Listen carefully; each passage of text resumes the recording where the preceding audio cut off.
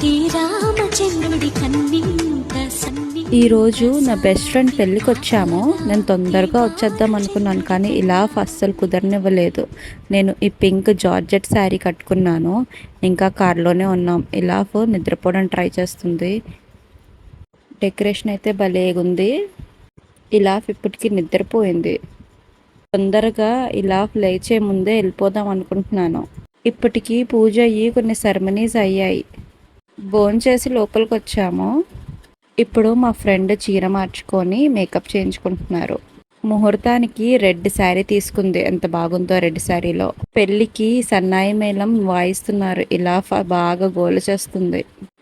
ఆ సౌండ్కి ఇంకా ఏడుపు మొదలు పెడుతుంది మెల్లిగా. వాళ్ళ నాని ఉరుకోపెట్టడానికి ట్రై చేస్తున్నారు. వాళ్ళ నాని చేత కాక వాళ్ళ డాడీకి ఇచ్చేస్తున్నారు. ఇంకా ఏడుపు ఫుల్ మొదలు పెడుతుంది.